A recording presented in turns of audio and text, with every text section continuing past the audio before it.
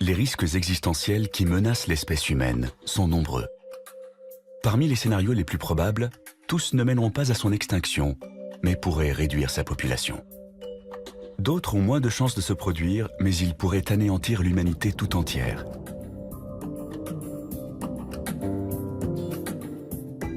Dans notre liste des 10 scénarios pour une fin du monde au XXIe siècle, nous avons classé les dangers naturels de la 10e à la 6e place.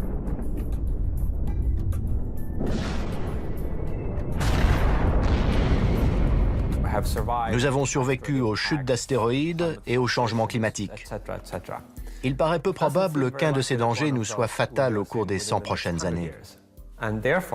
D'où ma conviction que si l'espèce humaine s'éteint au cours de ce siècle, ce sera le résultat d'une catastrophe anthropique, c'est-à-dire causée par l'homme lui-même.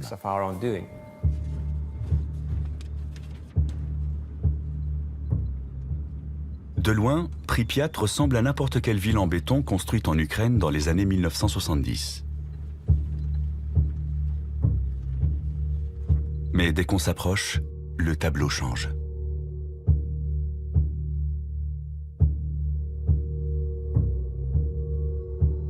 Il n'y a pas si longtemps, des dizaines de milliers de gens vivaient à Pripyat, jusqu'au jour où une catastrophe provoquée par l'homme l'a transformée en ville fantôme. L'attitude des gens est assez irrationnelle. Ils s'angoissent pour des risques très mineurs comme les produits cancérigènes dans les aliments, un accident d'avion ou de train. Mais ils sont dans le déni total d'événements plus rares, mais plus graves. Or, ceux qui résultent des activités humaines sont ceux qui m'inquiètent le plus. Nous approchons du réacteur numéro 4. Les techniciens qui travaillaient à Tchernobyl n'ont pas voulu causer un tel désastre. Ils effectuaient des tests afin de vérifier ce qui se passerait si les turbines de la centrale nucléaire étaient privées de leur source normale d'alimentation électrique.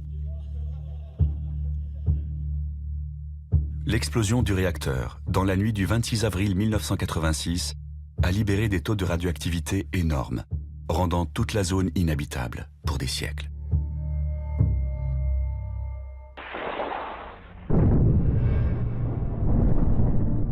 Se pose alors la question, serions-nous capables de provoquer un accident encore plus grave?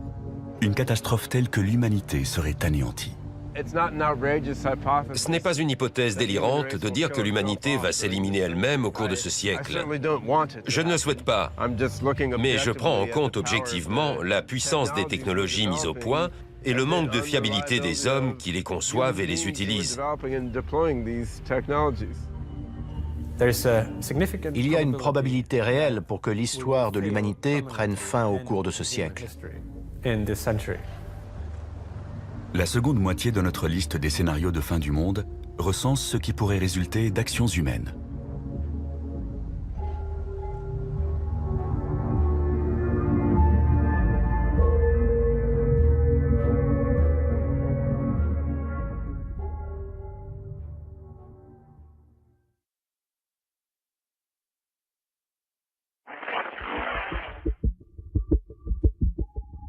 Trois semaines avant que la bombe atomique ne soit larguée sur Hiroshima, le premier essai d'armes nucléaires de toute l'histoire a eu lieu dans le désert au Nouveau-Mexique. Prévu le 16 juillet 1945, le test baptisé Trinity avait soulevé certaines inquiétudes. Dès 1942, le physicien Edward Teller avait émis des doutes sur sa sûreté. D'après lui, en théorie, une bombe atomique pouvait déclencher une réaction en chaîne susceptible d'enflammer l'atmosphère autour de la planète. Que se passerait-il si l'explosion d'une bombe atomique enflammait l'atmosphère? Après tout, il se produit une petite réaction nucléaire dans une bombe de ce type. Qui sait si tous les atomes dans l'atmosphère ne pourraient pas être entraînés dans cette réaction en chaîne? L'hypothèse avait été prise suffisamment au sérieux pour qu'on mène une étude et qu'on charge des scientifiques de calculer ce risque.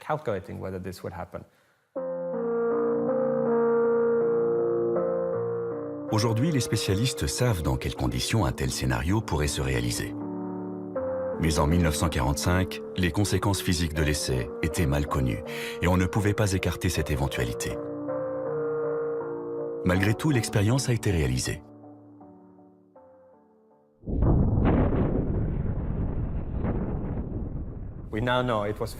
On sait depuis que ça ne pouvait pas se produire. Mais ça donne à réfléchir. Jusqu'à quel point pouvons-nous nous fier à nos calculs? Peut-on miser l'avenir de l'humanité sur leur exactitude?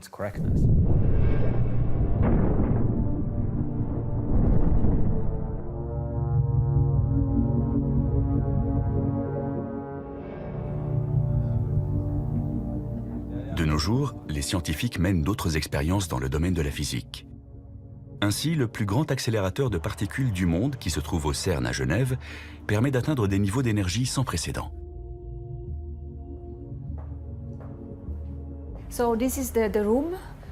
C'est dans cette pièce que nous enregistrons les données utiles obtenues par la collision des deux faisceaux du LHC.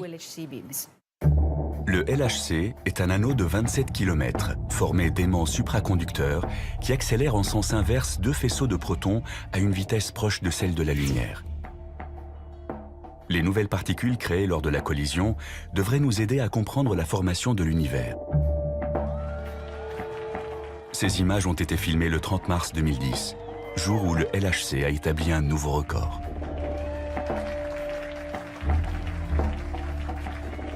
Pour la première fois, les deux faisceaux ont été accélérés à une énergie de 3,5 TeV par faisceau. On a vu sur les détecteurs les jets de particules produits lors de cette collision sans précédent. C'est ce qui a marqué le début d'une ère nouvelle dans la physique des particules et l'exploration d'un territoire encore inconnu. Pourtant, certains pensent que les expérimentations menées à Genève vont provoquer la fin du monde.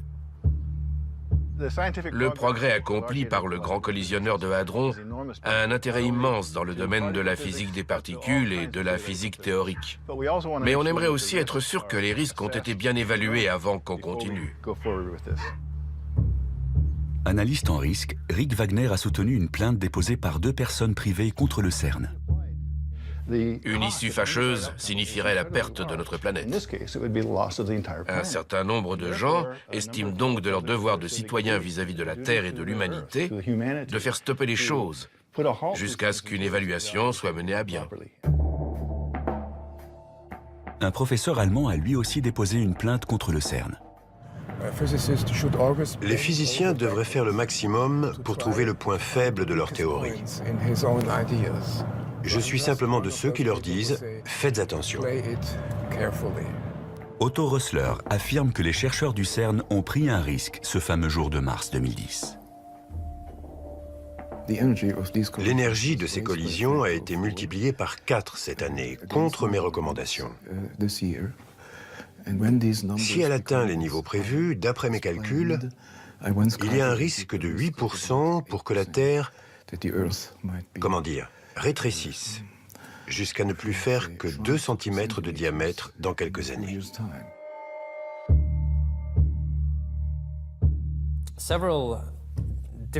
On a envisagé plusieurs scénarios possibles, en se demandant si les expériences en physique sur les très hautes énergies, comme celles menées dans le LHC, pouvaient poser un risque existentiel pour l'humanité.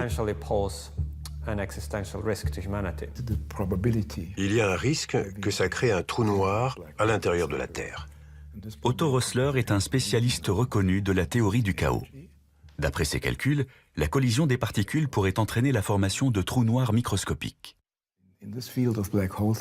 Dans le domaine de la théorie des trous noirs, on a encore des choses à apprendre. Je crois que mon groupe de chercheurs a fait une découverte à ce sujet. De minuscules trous noirs pourraient se former lors de collisions à très haute énergie. Jusqu'à présent, l'accélérateur fonctionne à un niveau d'énergie qu'Otto Rössler considère comme acceptable. Mais cela devrait bientôt changer. On progresse à pas de géant. Notre objectif est de multiplier l'intensité des deux faisceaux par 2 ou 3, afin de produire un plus grand nombre de collisions. C'est bien ce qui m'inquiète justement, parce que d'après mes résultats, il y a une probabilité non nulle pour que ça provoque une catastrophe. Les trous noirs sont des objets de l'espace dont le champ gravitationnel est si puissant que même la lumière ne peut s'en échapper. D'après les spécialistes, le centre des galaxies est occupé par des trous noirs massifs.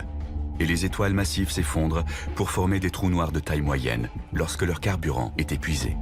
Mais en théorie, il pourrait exister des trous noirs infiniment petits. Si c'est le cas, les expériences menées à Genève pourraient en créer un. Fabiola Gianotti le reconnaît, c'est justement un des buts des chercheurs. La création de micro-trous noirs serait une découverte très importante. On y tient beaucoup. On pourrait produire ces particules à condition qu'il existe des dimensions spatiales supplémentaires, des dimensions microscopiques. Dans ce cas, la fabrication de micro-trous noirs serait possible, mais comme ils s'évaporeraient instantanément, ça n'engendrerait aucun risque. Pour Otto Rössler, au contraire, ces trous noirs artificiels posséderaient des propriétés différentes de ceux qu'on trouve dans l'espace. Le résultat de mes calculs montre qu'ils ne disparaîtront pas. S'ils sont assez lents pour rester à l'intérieur de la Terre, ils finiront par la dévorer de l'intérieur. Reste à savoir combien de temps cela prendra.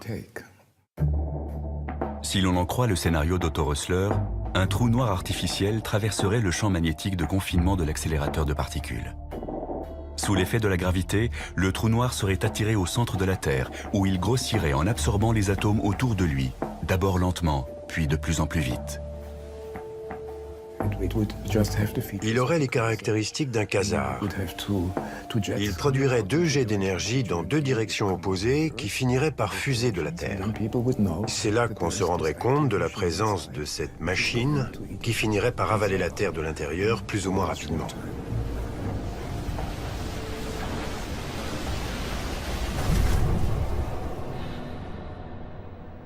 Les chercheurs du CERN reconnaissent que des trous noirs artificiels pourraient avoir un comportement imprévisible. Mais ils ne pensent pas que cela présente le moindre danger. C'est vrai, on ne sait pas ce qui se passera. Mais la nature fait la même chose que nous depuis 4,5 milliards d'années. Alors même si on ignore ce qu'on réussira à produire, ce n'est pas dangereux. Le risque que les expériences menées au CERN finissent par détruire l'humanité est très probablement nul. Pour l'instant, aucun physicien éminent ne partage les inquiétudes d'Otto Rössler au sujet des micro-trous noirs artificiels. Mais on ignore ce que les scientifiques construiront à l'avenir dans l'espoir de dompter les forces de la nature. Si on considère les expériences physiques qu'on n'a pas encore imaginées, le risque est faible, mais nettement plus important que celui présenté par un astéroïde ou une super-éruption. Une crise politique sans précédent pourrait conduire à un nouveau test Trinity, et la perspective de fabriquer des armes puissantes pourrait amener les gouvernements et les chercheurs à négliger les questions de sécurité. Comme c'était la guerre et que les avantages potentiels étaient immenses, ils ont procédé à l'essai. Ils ont eu de la chance. Mais quand on joue à la roulette russe, on n'a pas toujours de la chance. Sur notre liste des 10 dangers existentiels possibles, les expérimentations risquées occupent la 5e place. Si les expériences dans le domaine de la physique entrent dans la catégorie des menaces théoriques, le scénario suivant est en revanche très concret.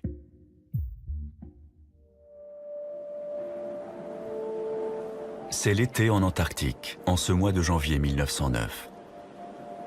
Il fait moins 50 degrés et l'explorateur Ernest Shackleton, qui tentait de rejoindre le pôle Sud, a été contraint à l'abandon. Sur le chemin du retour, il découvre quelque chose qui va transformer à jamais notre perception du continent de glace. Un morceau de bois fossilisé, mais aussi un fragment de grès qui porte l'empreinte d'une plante. Il n'y a qu'une seule explication possible à la présence de ces 2 éléments. Il fut un temps où cet environnement aujourd'hui désertique était couvert d'une forêt vierge.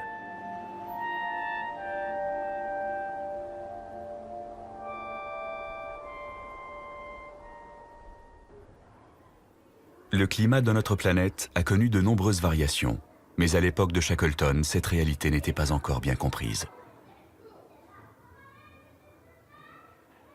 La Terre a connu une alternance de glaciation et de périodes beaucoup plus chaudes, comme celle connue sous le nom de maximum thermique du Paléocène-Éocène.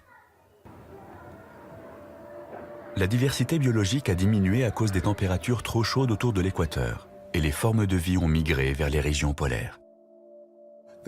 Il n'y avait pas de calotte glaciaire sur Terre. L'Antarctique et le Groenland n'étaient pas recouverts par les glaces. On sait aujourd'hui que l'Arctique et l'Antarctique étaient peuplés de crocodiles et plantés de palmiers. Nous allons maintenant connaître une nouvelle période de réchauffement.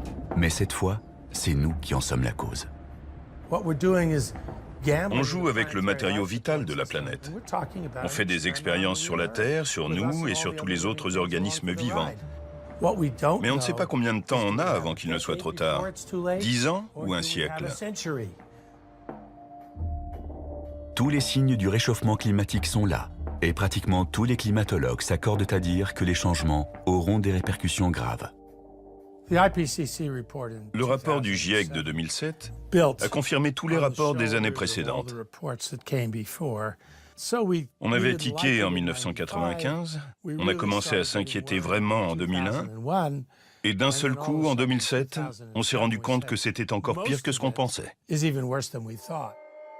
On ignore jusqu'à quel point la situation risque de se dégrader. Les scientifiques craignent que nous dépassions une limite au-delà de laquelle les changements seront irréversibles. C'est ce qu'on appelle le point de basculement. Dans l'état actuel des choses, je n'exclus pas que la fonte des glaces qu'on enregistre au Groenland ait déjà créé une situation irréversible. Mais on ne s'en rendra pas compte avant 25 ou 50 ans. Une fois que la machine est lancée, on ne peut plus l'arrêter. C'est le point de basculement. Les études paléoclimatiques ont montré que nous allons peut-être connaître une hausse brutale des températures mondiales. Il y a 55 millions d'années, à l'époque où les fossiles retrouvés par Ernest Shackleton se sont formés, le même scénario s'était produit. Il y a eu un réchauffement relativement rapide, peut-être autant que celui que nous avons déclenché en émettant plus de CO2 dans l'atmosphère. On associe généralement l'effet de serre avec la petite molécule de dioxyde de carbone. Pourtant, il existe d'autres gaz à effet de serre. Par exemple, le méthane, 20 fois plus nocif. Les chercheurs pensent que le réchauffement qui s'est produit il y a 55 millions d'années est dû à une hausse brusque des concentrations de ce gaz dans l'atmosphère. Les climatologues craignent que nous n'atteignions le point de basculement dans les régions où des dégagements de méthane peuvent se produire.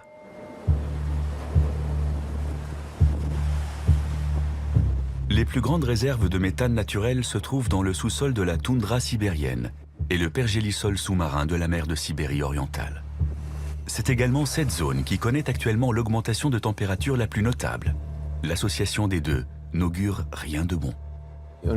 Depuis le début du XXIe siècle, le printemps et l'été ont été plus chauds là-bas de 4 degrés par rapport à la moyenne relevée pour les années 1970 à 1999. C'est énorme dans cette région où le pergélisol est aussi étendu. Le pergélisol sous-marin contient de grandes quantités de méthane, un gaz à effet de serre très puissant.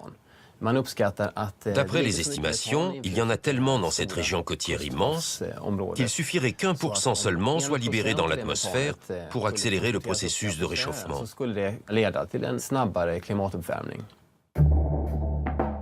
Örjan Gustafsson a pris part récemment à une expédition dans la mer de Sibérie orientale. Jusqu'à présent, on pensait que le pergélisol retenait le méthane captif au fond de l'eau. Mais le professeur Gustafsson a constaté que ce n'était plus le cas. On a effectué des milliers de prélèvements à différents endroits de cette zone. On s'est aperçu, contrairement à ce qu'on pensait avant, que le méthane s'échappait du sous-sol sur près de la moitié de ce territoire. La quantité de méthane émise dans l'atmosphère équivaut à 8 millions de tonnes chaque année. Personne ne peut dire à quel moment le point de basculement sera franchi, ce qui libérera des quantités phénoménales. Tout dépend de notre capacité à réduire nos émissions de gaz à effet de serre. Avant la révolution industrielle, il y a 150 ans, le taux de dioxyde de carbone dans l'atmosphère était de 270 parties par million. Aujourd'hui, il est de 390 ppm, soit une augmentation de près de 50%. Les émissions de CO2 n'ont cessé de croître. Si on continue à ce rythme, On atteindra certainement un taux de 800 à 1000 ppm à la fin de ce siècle. Je n'hésite pas à le dire, ce serait une catastrophe. Steven Schneider est un des principaux experts du panel des Nations Unies sur le climat. Il a tenté de savoir comment notre planète réagirait dans un tel cas. Avec un taux de 1000 ppm, le réchauffement serait de plus de 4 degrés, peut-être même 6 ou 8. Il y aurait une déglaciation au Groenland, avec une montée du niveau des mers de 5 à 10 mètres, des ouragans plus fréquents et des super incendies. Jusqu'à 40% des espèces pourraient disparaître. L'Europe serait en proie aux inondations monstres. Ciao Venise. Et tout le monde se dirait qu'est-ce qu'on a fait? Mais ce réchauffement rendrait-il la planète inhabitable, au point de provoquer la disparition de l'espèce humaine? Je fais partie des moins pessimistes. Certains collègues pensent qu'en effet, ce scénario catastrophe entraînerait l'extinction de l'humanité. Selon eux, le réchauffement déclencherait la libération de tout le méthane contenu dans la toundra et sous la mer. Au lieu d'être de 1000 ppm, le taux de ce gaz atteindrait le double. Confrontés à une crise grave, nous serons peut-être forcés de recourir à des mesures extrêmes. L'idée serait de modifier volontairement le climat de la Terre. Par exemple, en injectant de la suie dans l'atmosphère ou en mettant sur orbite des miroirs qui intercepteraient une partie de la lumière du Soleil. C'est ce que l'on appelle la géo-ingénierie. Cela consiste à mettre en œuvre des techniques qui empêcheraient la planète de se réchauffer. Une sorte de solution de repli au cas où nous serions incapables de réduire nos émissions de CO2. Mais beaucoup de spécialistes redoutent que ça ne fasse qu'empirer les choses.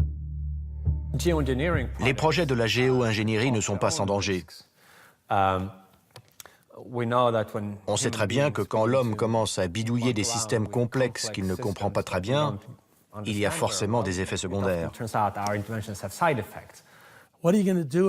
Que faire si on ne peut pas déterminer quels seront exactement les effets secondaires engendrés? Il y a un risque pour que le remède soit pire que le mal. C'est une expérience très dangereuse. Il est peu probable que l'homme provoque un jour une catastrophe climatique telle qu'elle rende la planète inhabitable. Mais dans le pire des cas, nous serons peut-être obligés de faire comme la faune et la flore il y a 55 millions d'années. Migrer vers l'Antarctique, libérer des glaces.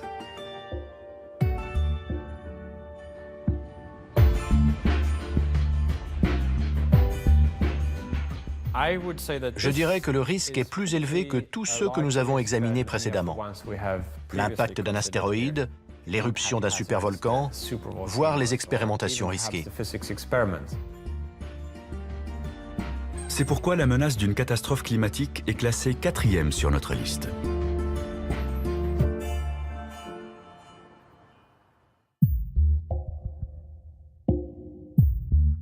Dans un passé récent, aucun risque n'a été aussi réel que le suivant.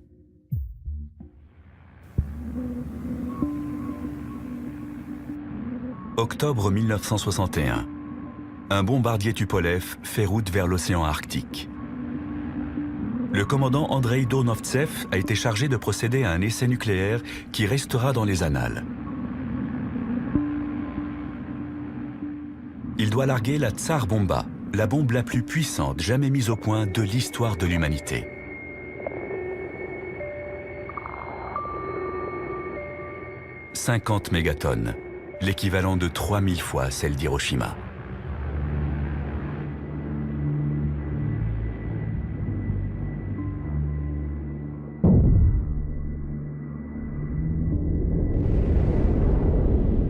Le champignon atomique s'élève à plus de 60 km de haut. Et l'onde de choc fait 3 fois le tour de la planète avant de ne plus être perceptible.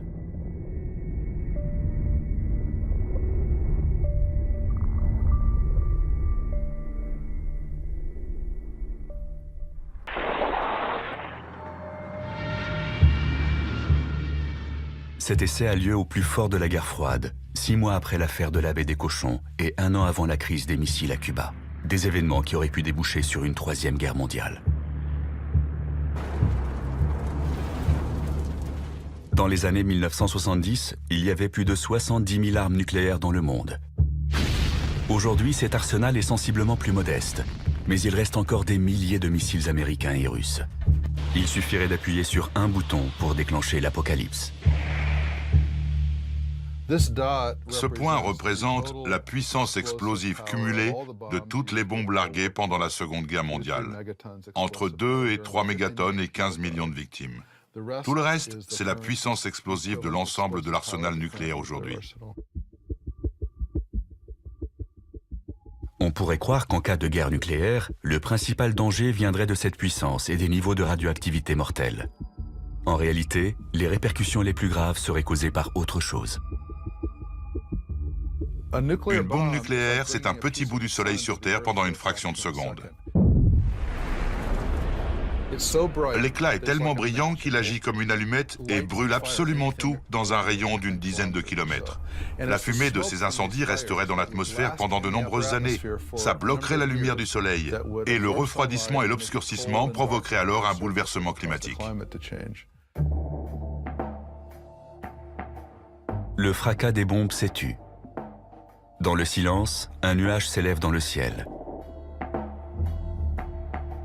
Les travaux d'Alan Robock montrent que l'arsenal atomique actuel suffirait à causer un hiver nucléaire.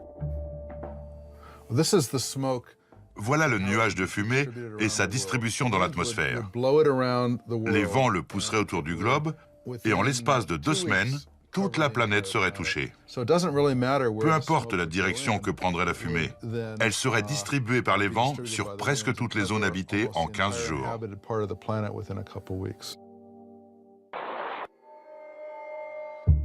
D'après cette simulation, les températures resteraient négatives même pendant les mois d'été. Ça, c'est le premier été après la formation du nuage, le deuxième et le troisième. Pendant tout ce temps, les températures seraient négatives. On aurait un vrai hiver nucléaire.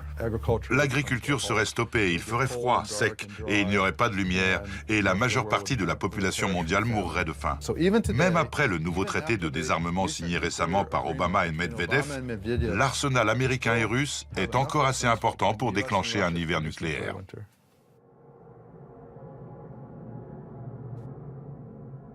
La guerre froide a pris fin au début des années 1990 et la situation politique est nettement moins tendue. Mais on ne peut pas pour autant écarter l'éventualité d'un nouveau conflit. Il ne faut pas se faire d'illusions. Ce n'est pas parce que la guerre froide s'est terminée sans incident nucléaire que nous sommes à l'abri de ce danger.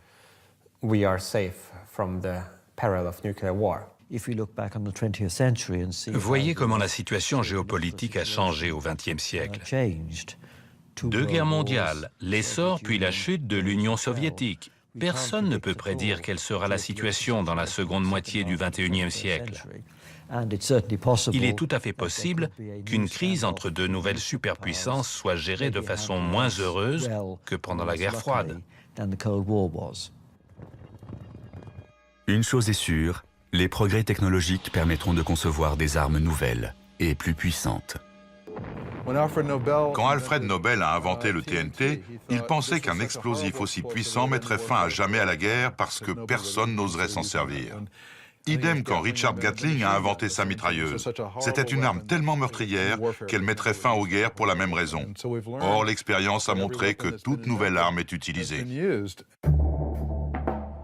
Les armes futures feront peut-être appel à une science de l'invisible. La nanotechnologie consiste à manipuler la matière au niveau atomique et moléculaire. Travailler dans le monde de l'infiniment petit permet d'améliorer la solidité, la durabilité et l'élasticité des choses. Cela permet aussi de lutter plus facilement contre les maladies et les problèmes environnementaux. C'est une technologie extrêmement puissante, dont les applications pourront être aussi bien bénéfiques que néfastes. De fait, la nanotechnologie a un côté obscur. On parle déjà de créer des nano-armes. Dans le domaine militaire, les applications sont innombrables. Exemple des armes qu'on pourrait mettre au point, Des engins volants, autonomes ou semi-autonomes, de la taille d'un moustique, capables de tuer un individu qui ne serait pas protégé. On pourrait imaginer une sorte de boîte qui contiendrait des mini-robots programmés pour repérer les êtres humains et leur injecter un poison. Ils vous piquent et terminé. Un prototype de ce genre existe déjà. Les machines volantes autonomes sont de plus en plus petites et intelligentes.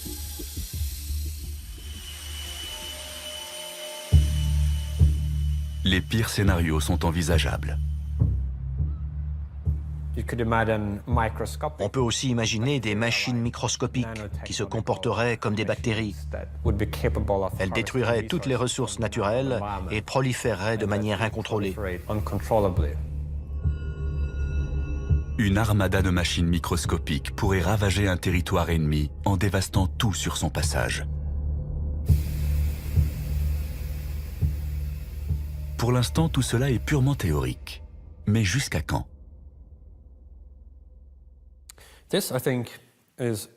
C'est l'un des principaux risques existentiels qui nous menacent. Pour le moment, il est de zéro, car nous ne disposons pas d'armes nanotechnologiques susceptibles de mettre l'humanité en danger. Mais ce sera un risque à l'avenir. Va-t-on réussir à mettre au point un type d'arme capable de détruire le monde, à l'instar de notre arsenal nucléaire? La réponse est peut-être. On n'a pas encore complètement défini l'ampleur du danger. Mais ce n'est pas demain la veille qu'un cinglé ou un terroriste sera en mesure de fabriquer une arme de fin du monde avec des composés moléculaires. La Première Guerre mondiale a été une guerre chimique. Le gaz lacrymogène, le gaz moutarde et le gaz chloré ont été utilisés massivement sur les champs de bataille en Europe. La Seconde Guerre mondiale a été celle de la bombe atomique. Quelles seront les armes de la Troisième Guerre mondiale? La question reste ouverte. Einstein a dit un jour « Je ne sais pas quelles armes seront utilisées pendant la Troisième Guerre mondiale, mais la quatrième se réglera à coups de pierre et de bâton. » C'est une catégorie qui englobe des risques spécifiques et différents. Armes nucléaires, armes nanotechnologiques, armes qui n'ont pas encore été inventées. Et de fait, la probabilité qu'une guerre déclenche une catastrophe existentielle est assez élevée.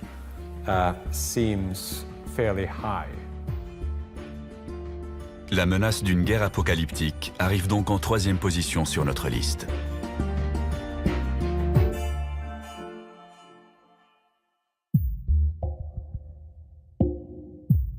La deuxième place est occupée par un danger qui relève encore du domaine de la science-fiction.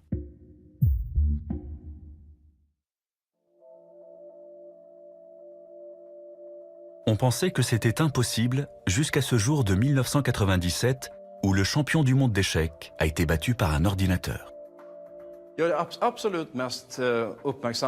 La partie qui a été la plus suivie de l'histoire a été la deuxième du match entre Garry Kasparov et Deep Blue, le 4 mai 1997 à New York. C'est celle qui a été la plus serrée. Au cours de cette deuxième partie, le superordinateur Deep Blue joue un coup qui prend le champion totalement au dépourvu. Pour répliquer, celui-ci prépare alors un piège, certain que l'ordinateur va tomber dedans.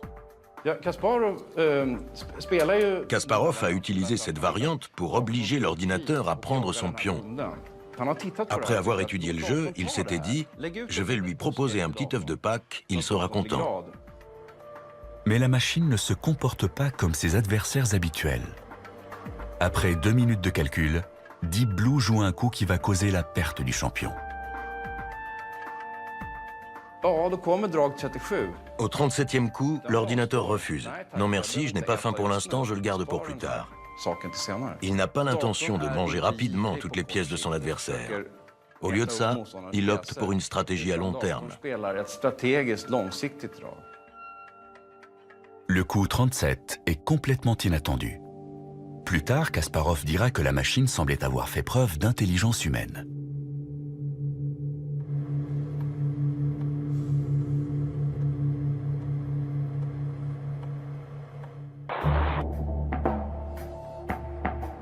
Il n'est pas exagéré d'affirmer que nous sommes entrés dans l'ère de la machine. Il nous serait impossible de revenir à un monde sans ordinateur ni automatisation. Les machines sont essentielles pour la gestion du trafic aérien, l'entretien des centrales nucléaires, le traitement des communications et le contrôle de l'économie mondiale. Sans elles, notre civilisation s'écroulerait. L'avenir n'est pas rassurant pour ceux qui pensent que nous sommes déjà à leur merci. Elles vont devenir omniprésentes et seront de plus en plus perfectionnées.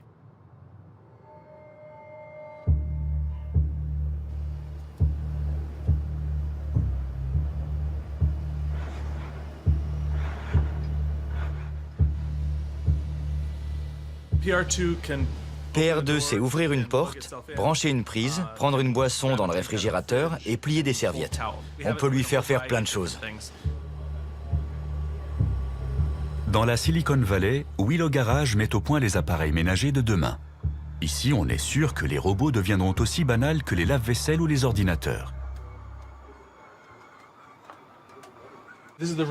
C'est ici qu'on assemble tous nos robots. Nous sommes convaincus qu'ils peuvent améliorer la qualité de vie des gens. On les verra bientôt dans les maisons et sur les lieux de travail. Un lave-vaisselle, c'est un robot très spécialisé. Imaginez un robot polyvalent qui lave la vaisselle, mais aussi la range ou la sort du placard. Tout d'un coup, ça devient beaucoup plus intéressant. Mais les machines pourraient-elles devenir perfectionnées et autonomes, au point de représenter une menace pour l'humanité? Pourrait-elle un jour se retourner contre nous, comme on le voit dans les romans et les films de science-fiction? Aujourd'hui, les robots en sont encore au premier balbutiement. Ils ont tout juste appris à marcher, mais on devine déjà de quoi ils seront capables à l'avenir. On les imagine aisément manipulant une arme, et plus seulement une boisson ou un ballon.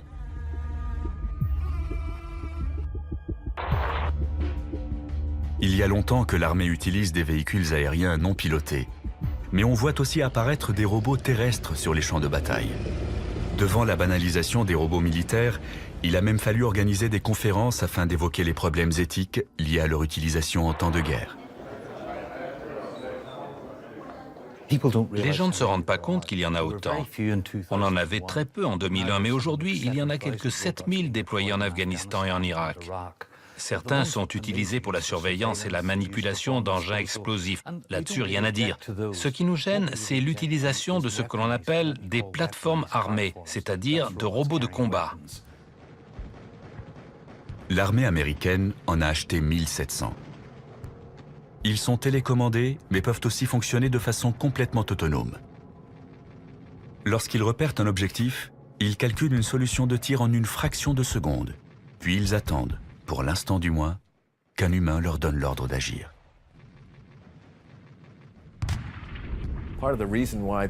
Ces systèmes sont autonomes parce que le rythme de la guerre a changé. Les hommes n'ont plus toujours le temps de se concerter avant d'attaquer un objectif. C'est une question très grave. Quel degré d'autonomie allons-nous accorder à ces systèmes pour prendre la décision de tirer ou pas? Mais pour que la fiction devienne réalité et que les machines se retournent contre nous, il faudra plus que de la force brute. Elles devront devenir intelligentes.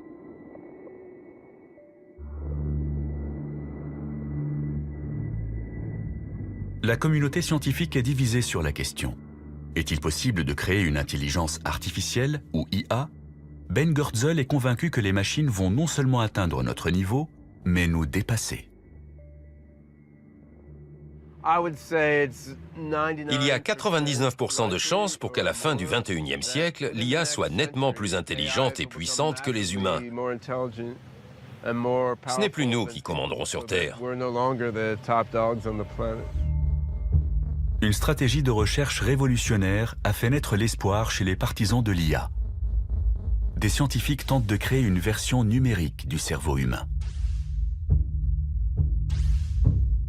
Synapse par synapse, cellule par cellule, le cerveau est converti en 1 et en 0. Si l'expérience réussit, cet esprit numérique pourrait s'avérer plus performant que son équivalent biologique. Un esprit numérique peut surpasser un cerveau humain dans de nombreux domaines. Il peut être plus intelligent et plus respectueux de l'éthique que l'homme. Il peut aussi être davantage capable de se corriger et de s'améliorer. Une machine super intelligente pourrait gérer les procédures à l'échelle mondiale bien plus efficacement que nos systèmes informatiques actuels. Mais la collaboration avec des machines est peut-être un pari dangereux.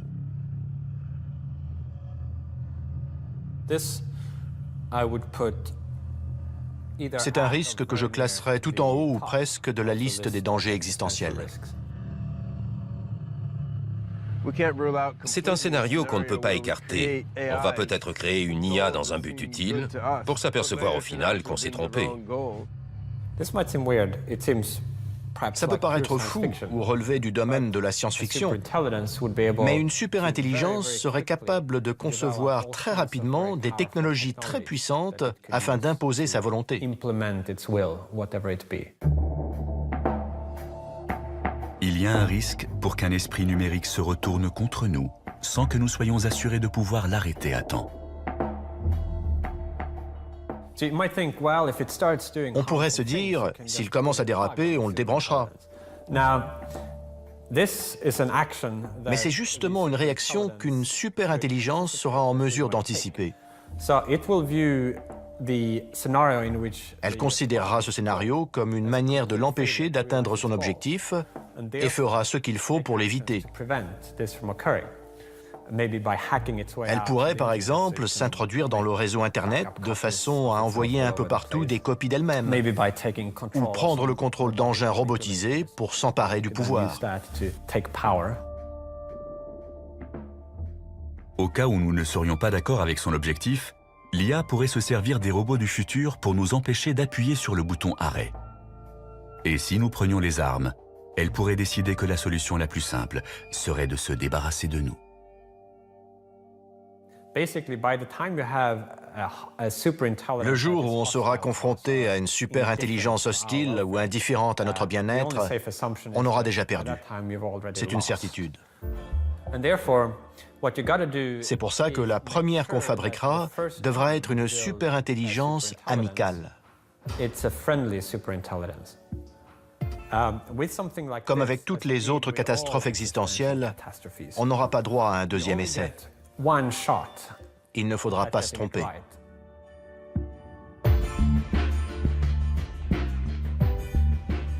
La menace que représentent des machines super intelligentes est en deuxième position sur notre liste de scénarios catastrophes.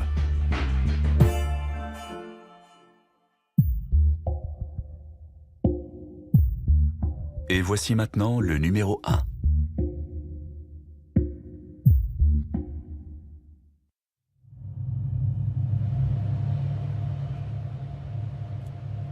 C'est un vendredi comme les autres en ce mois de mars 1979.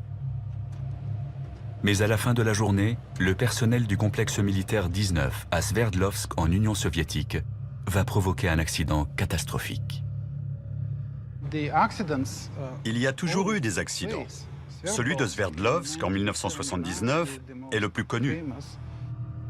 Un technicien de maintenance a retiré le filtre d'un conduit d'aération. Il l'a dûment noté dans le registre, mais l'information échappe aux membres de l'équipe suivante. En l'absence de filtre, des spores de la maladie du charbon se dispersent dans le bâtiment. Le chiffre officiel a été de 80 morts.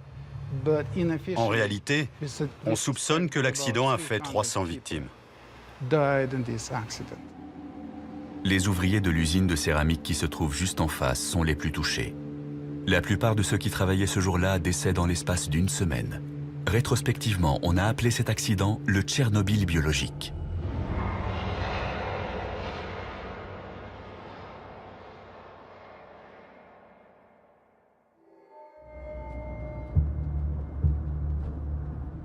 Les superpuissances de la guerre froide ont officiellement mis un terme à leur programme d'armes biologiques. Mais elles sont toujours en mesure de produire des micro-organismes mortels.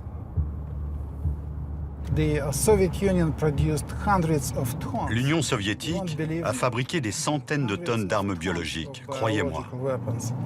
De quoi tuer toute la population mondiale. En se fondant sur cet exemple, on peut penser qu'un pays doté de ressources modérées serait capable de produire une quantité importante d'armes de ce type. Entre 1976 et 1986, cet homme était responsable du laboratoire secret soviétique Vektor à Novosibirsk. On a tenté de modifier des virus en introduisant des fragments synthétiques d'ADN dans leurs matériaux génétiques. L'idée était de les rendre plus puissants, d'en faire des tueurs dotés d'une plus grande virulence.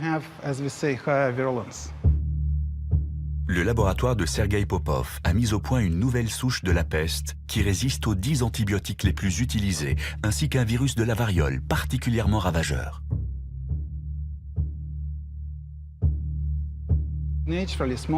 En temps normal, la variole tue environ 30% des gens contaminés. Il a été prouvé de façon expérimentale, dans le cadre d'un de mes projets, qu'il était possible de créer un virus avec un taux de mortalité de 100%. En manipulant le code génétique, il est désormais possible de créer de nouveaux organismes vivants. Ce domaine de la recherche a été baptisé biologie de synthèse ou biologie synthétique. Beaucoup espèrent qu'il aidera l'humanité à faire face à de nombreux problèmes. Ce qui intéresse les chercheurs, c'est d'utiliser la biologie de synthèse pour dépister les tumeurs dans le corps et aussi nettoyer des sites irradiés. Notre imagination sera la seule limite dans ce domaine.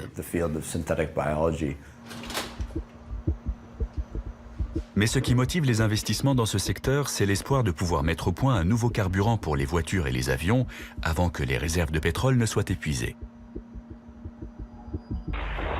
Cette herbe va être modifiée génétiquement afin qu'elle pousse plus vite et plus haut. Ensuite, une superbactérie créée synthétiquement la transformera en un biocarburant. Notre but est de copier des gènes de n'importe quel organisme pour fabriquer un carburant renouvelable. L'immense potentiel de cette technologie suscite cependant de nombreuses inquiétudes. Elle présente un risque grave. Imaginons que des scientifiques soient en mesure de créer des organismes qui finissent par évincer les formes de vie naturelles. S'ils venaient à s'échapper par accident d'un laboratoire, ils pourraient proliférer de manière incontrôlable. Quelles seraient les conséquences pour les écosystèmes? On n'en sait rien. Les risques sont nombreux. On ne peut pas être sûr à 100% qu'on n'introduira pas involontairement dans la nature un microbe génétiquement modifié. C'est pour ça qu'on travaille à doter ces organismes de circuits automatiques d'autodestruction, de façon à ce que les microbes en question se suicident s'ils sont disséminés dans l'environnement.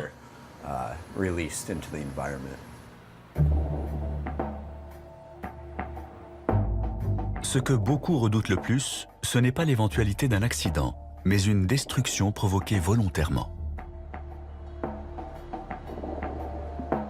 Ces deux hommes ont déclenché une vive polémique en fabriquant un virus dangereux grâce aux techniques de biologie de synthèse.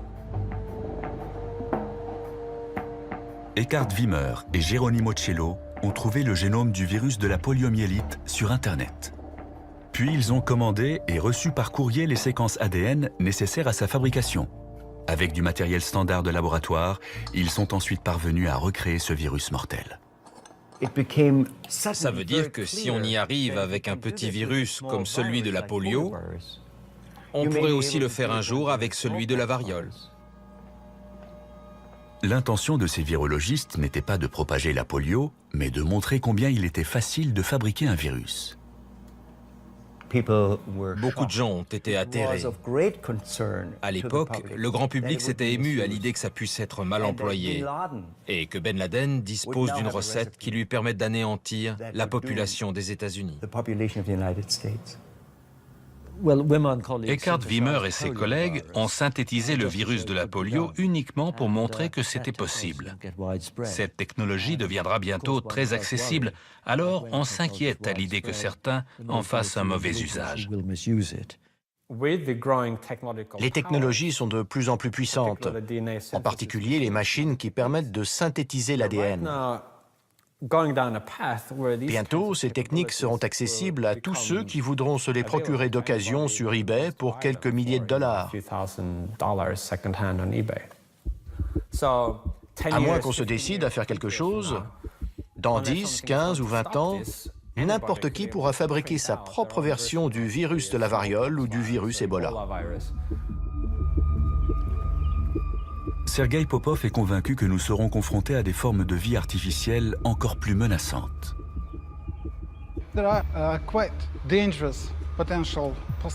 Il y a d'autres hypothèses, comme celle d'une bactérie renfermant un virus.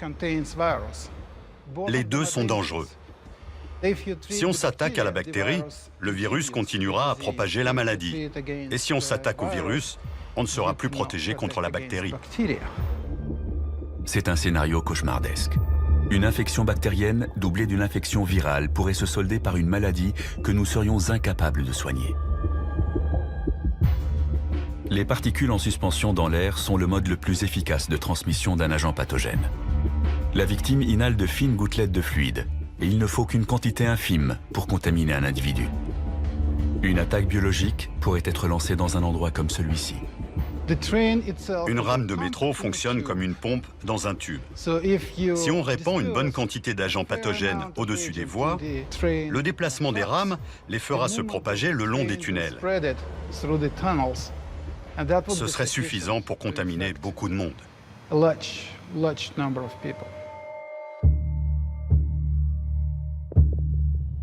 Des fanatiques religieux pourraient organiser des attentats biologiques un peu partout dans le monde. Des populations entières pourraient devenir stériles après avoir été exposées à des virus synthétiques attaquant les cellules reproductrices. Une superbactérie pourrait détruire toutes les plantes et anéantir la production de nourriture.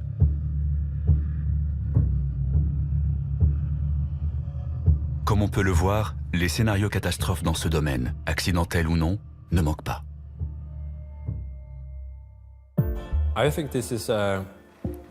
C'est le principal risque existentiel. Si un tel pouvoir devait devenir accessible à tout le monde, il est évident que certains voudront l'utiliser à des fins de destruction. Les méchants pourraient être n'importe qui. Un État voyou, un groupe terroriste sophistiqué, ou juste un scientifique mal luné. Ce serait difficile à mettre sur pied, mais très franchement, on sait le faire. Au XXIe siècle, la biologie de synthèse apparaît comme la plus grande menace contre l'humanité. Elle arrive donc en tête de nos 10 scénarios de fin du monde.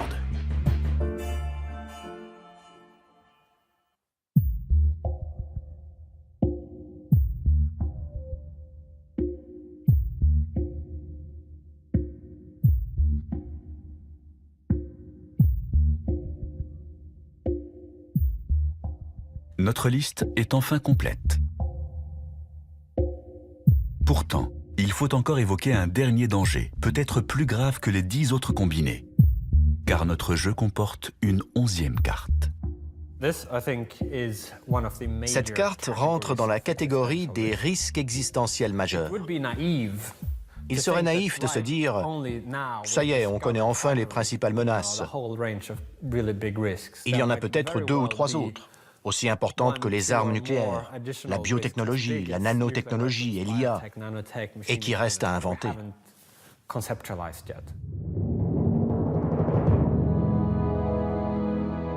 Le sort de Pripyat nous donne un aperçu de ce que serait l'avenir dans un monde où les hommes auraient disparu.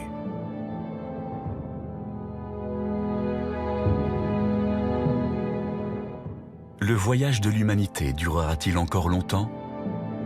Tout dépend de notre capacité à survivre à ce siècle.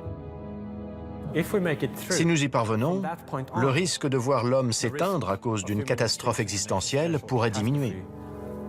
À partir de là, l'espèce humaine pourrait espérer une certaine longévité et son avenir pourrait éclipser son passé.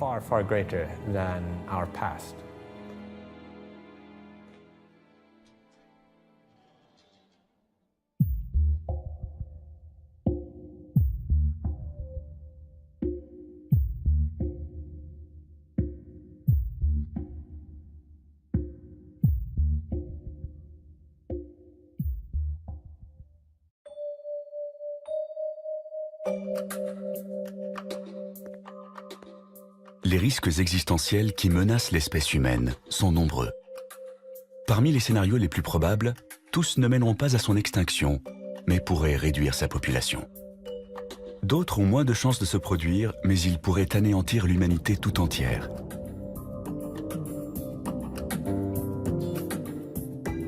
Dans notre liste des 10 scénarios pour une fin du monde au XXIe siècle, nous avons classé les dangers naturels de la 10e à la 6e place.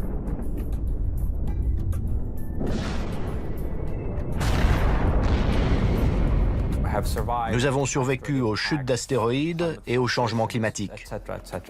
Il paraît peu probable qu'un de ces dangers nous soit fatal au cours des 100 prochaines années. D'où ma conviction que si l'espèce humaine s'éteint au cours de ce siècle, ce sera le résultat d'une catastrophe anthropique, c'est-à-dire causée par l'homme lui-même.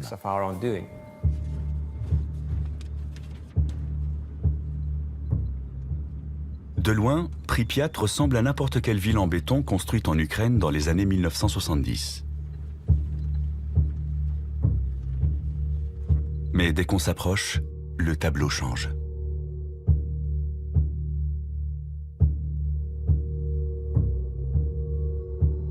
Il n'y a pas si longtemps, des dizaines de milliers de gens vivaient à Pripyat, jusqu'au jour où une catastrophe provoquée par l'homme l'a transformée en ville fantôme. L'attitude des gens est assez irrationnelle. Ils s'angoissent pour des risques très mineurs comme les produits cancérigènes dans les aliments, un accident d'avion ou de train. Mais ils sont dans le déni total d'événements plus rares, mais plus graves. Or, ceux qui résultent des activités humaines sont ceux qui m'inquiètent le plus. Nous approchons du réacteur numéro 4. Les techniciens qui travaillaient à Tchernobyl n'ont pas voulu causer un tel désastre. Ils effectuaient des tests afin de vérifier ce qui se passerait si les turbines de la centrale nucléaire étaient privées de leur source normale d'alimentation électrique. L'explosion du réacteur, dans la nuit du 26 avril 1986, a libéré des taux de radioactivité énormes, rendant toute la zone inhabitable pour des siècles.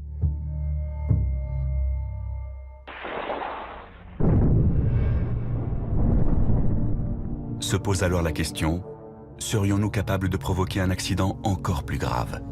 Une catastrophe telle que l'humanité serait anéantie.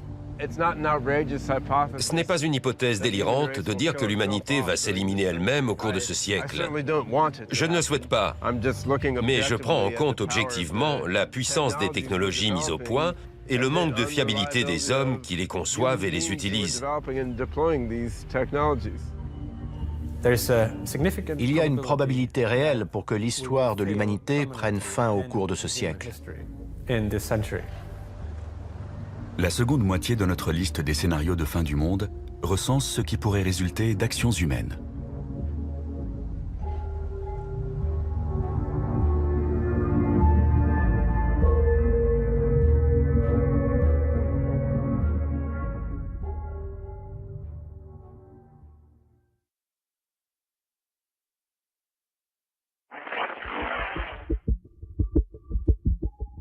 Trois semaines avant que la bombe atomique ne soit larguée sur Hiroshima, le premier essai d'armes nucléaires de toute l'histoire a eu lieu dans le désert au Nouveau-Mexique.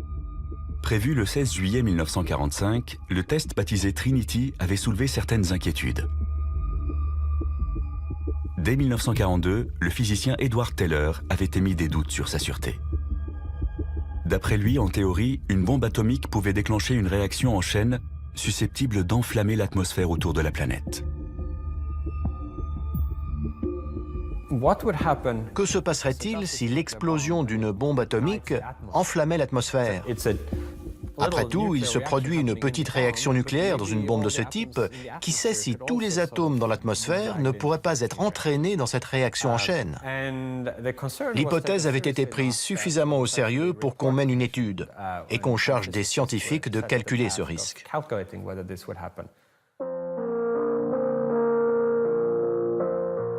Aujourd'hui, les spécialistes savent dans quelles conditions un tel scénario pourrait se réaliser.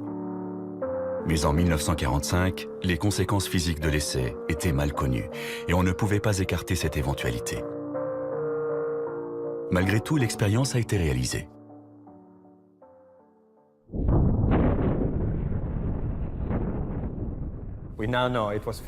On sait depuis que ça ne pouvait pas se produire. Mais ça donne à réfléchir.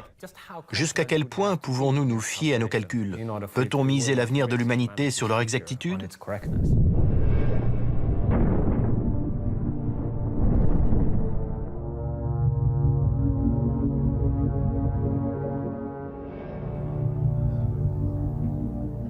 De nos jours, les scientifiques mènent d'autres expériences dans le domaine de la physique. Ainsi, le plus grand accélérateur de particules du monde, qui se trouve au CERN à Genève, permet d'atteindre des niveaux d'énergie sans précédent.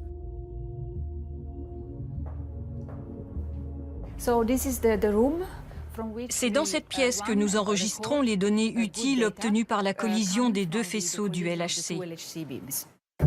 Le LHC est un anneau de 27 km, formé d'aimants supraconducteurs, qui accélèrent en sens inverse deux faisceaux de protons à une vitesse proche de celle de la lumière. Les nouvelles particules créées lors de la collision devraient nous aider à comprendre la formation de l'univers. Ces images ont été filmées le 30 mars 2010, jour où le LHC a établi un nouveau record.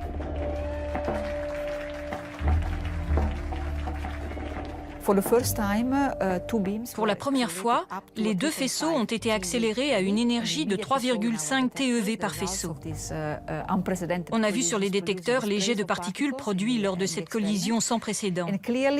C'est ce qui a marqué le début d'une ère nouvelle dans la physique des particules et l'exploration d'un territoire encore inconnu.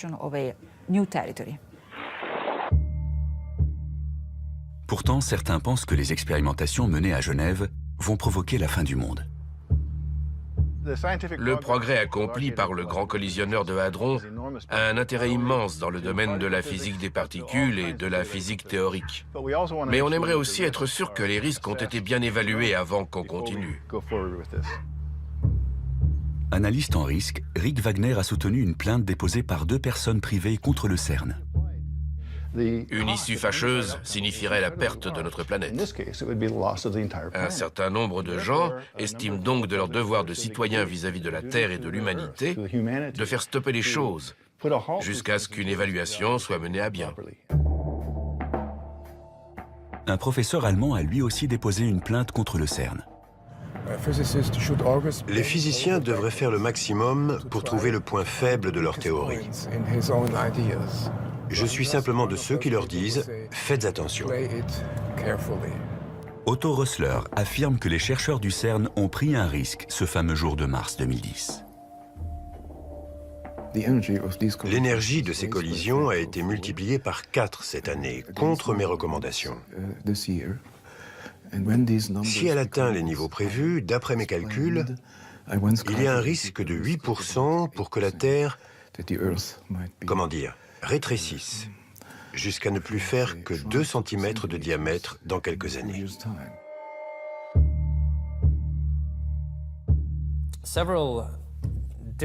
On a envisagé plusieurs scénarios possibles, en se demandant si les expériences en physique sur les très hautes énergies, comme celles menées dans le LHC, pouvaient poser un risque existentiel pour l'humanité. Il y a un risque que ça crée un trou noir à l'intérieur de la Terre. Otto Rössler est un spécialiste reconnu de la théorie du chaos. D'après ses calculs, la collision des particules pourrait entraîner la formation de trous noirs microscopiques. Dans le domaine de la théorie des trous noirs, on a encore des choses à apprendre. Je crois que mon groupe de chercheurs a fait une découverte à ce sujet. De minuscules trous noirs pourraient se former lors de collisions à très haute énergie. Jusqu'à présent, l'accélérateur fonctionne à un niveau d'énergie qu'Otto Rössler considère comme acceptable. Mais cela devrait bientôt changer. On progresse à pas de géant. Parce que le rythme de la guerre a changé. Les hommes n'ont plus toujours le temps de se concerter avant d'attaquer un objectif. C'est une question très grave. Quel degré d'autonomie allons-nous accorder à ces systèmes pour prendre la décision de tirer ou pas? Mais pour que la fiction devienne réalité et que les machines se retournent contre nous, il faudra plus que de la force brute. Elles devront devenir intelligentes.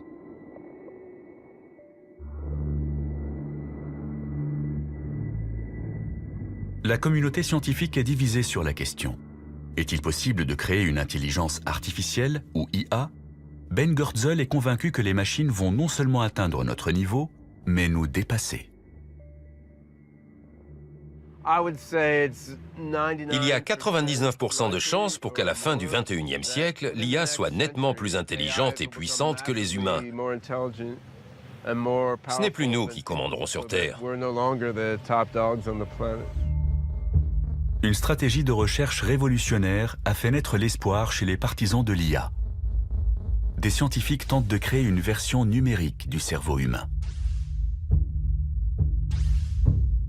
Synapse par synapse, cellule par cellule, le cerveau est converti en 1 et en 0. Si l'expérience réussit, cet esprit numérique pourrait s'avérer plus performant que son équivalent biologique. Un esprit numérique peut surpasser un cerveau humain dans de nombreux domaines. Il peut être plus intelligent et plus respectueux de l'éthique que l'homme. Il peut aussi être davantage capable de se corriger et de s'améliorer.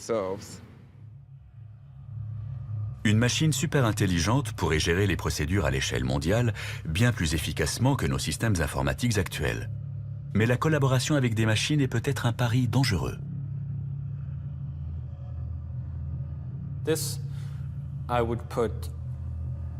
C'est un risque que je classerais tout en haut ou presque de la liste des dangers existentiels. C'est un scénario qu'on ne peut pas écarter. On va peut-être créer une IA dans un but utile pour s'apercevoir au final qu'on s'est trompé. Ça peut paraître fou ou relever du domaine de la science-fiction, mais une super-intelligence serait capable de concevoir très rapidement des technologies très puissantes afin d'imposer sa volonté.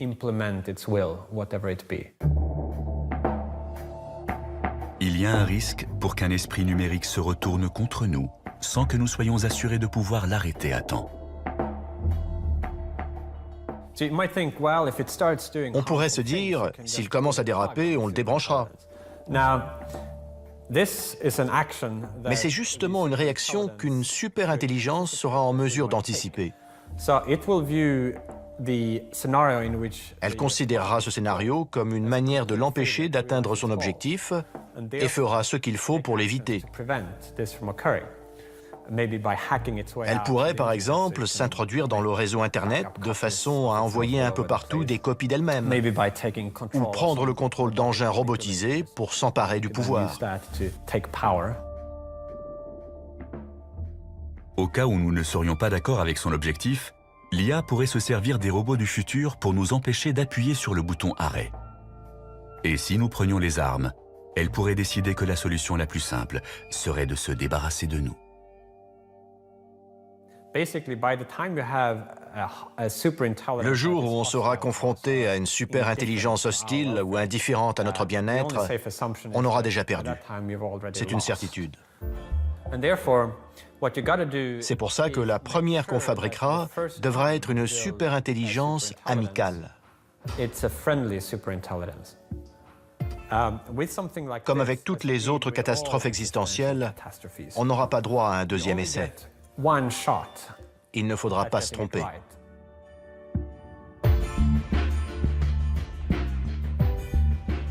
La menace que représentent des machines super intelligentes est en deuxième position sur notre liste de scénarios catastrophes.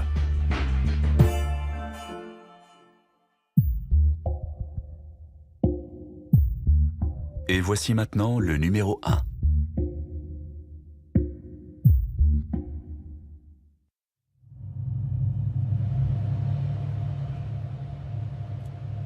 C'est un vendredi comme les autres en ce mois de mars 1979. Mais à la fin de la journée, le personnel du complexe militaire 19 à Sverdlovsk en Union soviétique va provoquer un accident catastrophique. Il y a toujours eu des accidents. Celui de Sverdlovsk en 1979 est le plus connu. Un technicien de maintenance a retiré le filtre d'un conduit d'aération. Il l'a dûment noté dans le registre, mais l'information échappe aux membres de l'équipe suivante. En l'absence de filtre, des spores de la maladie du charbon se dispersent dans le bâtiment. Le chiffre officiel a été de 80 morts. En réalité, on soupçonne que l'accident a fait 300 victimes. Les ouvriers de l'usine de céramique qui se trouve juste en face sont les plus touchés. La plupart de ceux qui travaillaient ce jour-là décèdent en l'espace d'une semaine. Rétrospectivement, on a appelé cet accident le Tchernobyl biologique.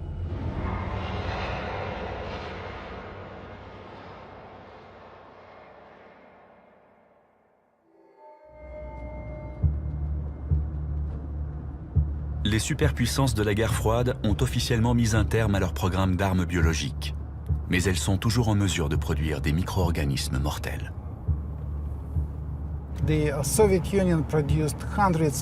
L'Union soviétique a fabriqué des centaines de tonnes d'armes biologiques, croyez-moi. De quoi tuer toute la population mondiale.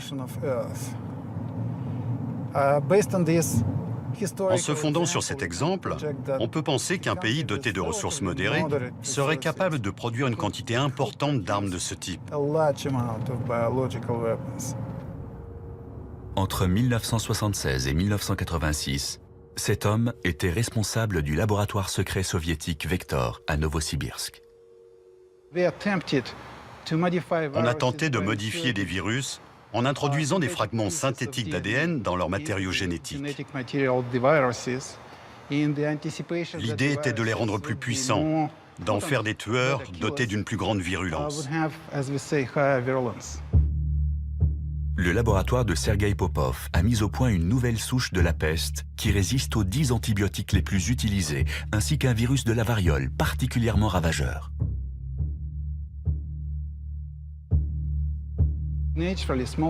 En temps normal, la variole tue environ 30% des gens contaminés.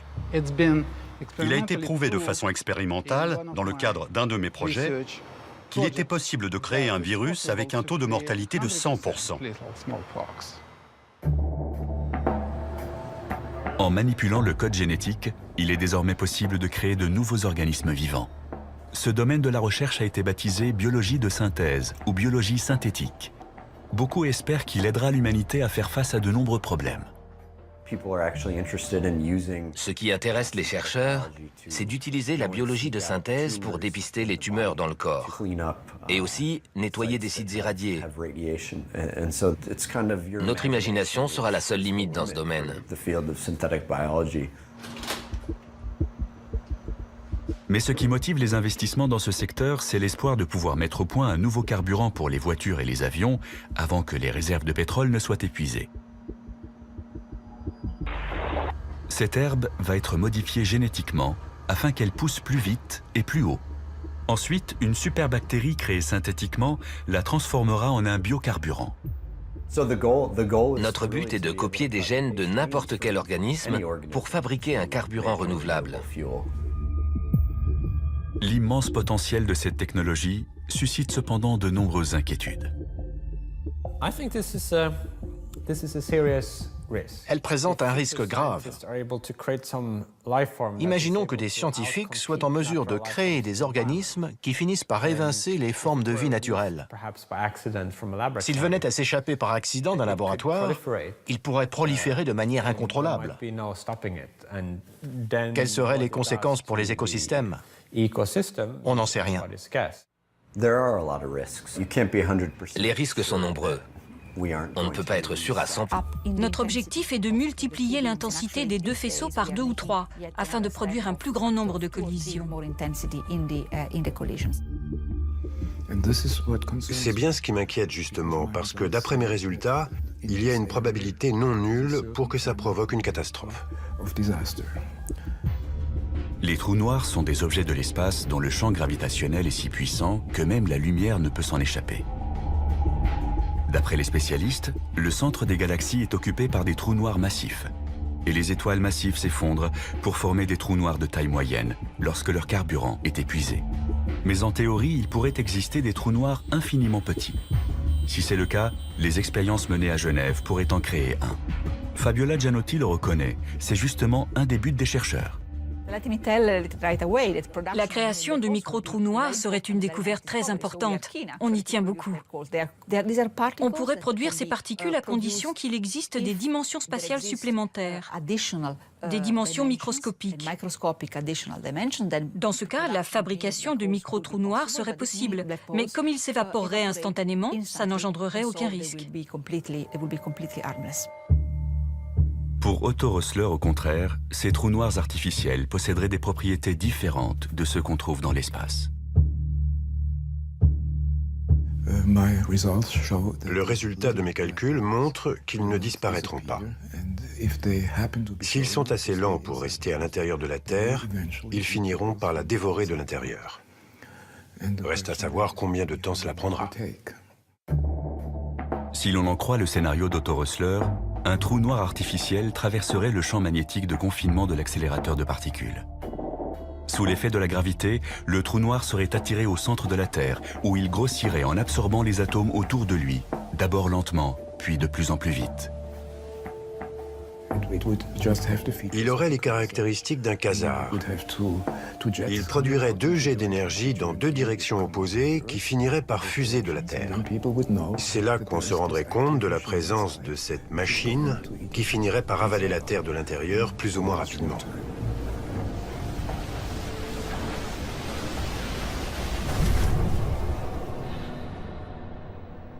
Les chercheurs du CERN reconnaissent que des trous noirs artificiels pourraient avoir un comportement imprévisible. Mais ils ne pensent pas que cela présente le moindre danger.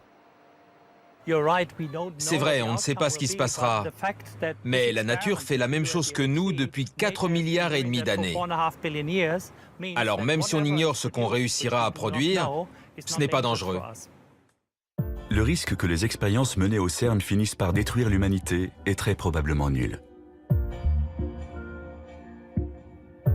Pour l'instant, aucun physicien éminent ne partage les inquiétudes d'Otto Rössler au sujet des micro-trous noirs artificiels. Mais on ignore ce que les scientifiques construiront à l'avenir dans l'espoir de dompter les forces de la nature.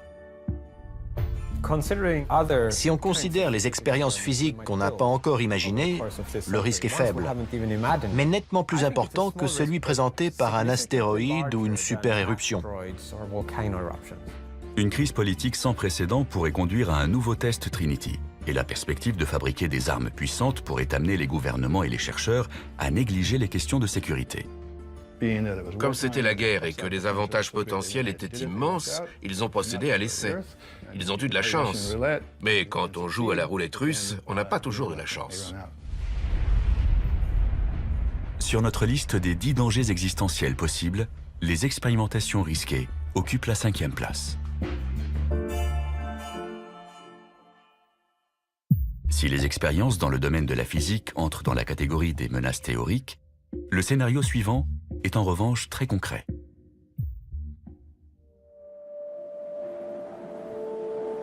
C'est l'été en Antarctique, en ce mois de janvier 1909. Il fait moins 50 degrés et l'explorateur Ernest Shackleton, qui tentait de rejoindre le pôle Sud, a été contraint à l'abandon. Sur le chemin du retour, il découvre quelque chose qui va transformer à jamais notre perception du continent de glace. Un morceau de bois fossilisé, mais aussi un fragment de grès qui porte l'empreinte d'une plante. Il n'y a qu'une seule explication possible à la présence de ces 2 éléments. Il fut un temps où cet environnement aujourd'hui désertique était couvert d'une forêt vierge.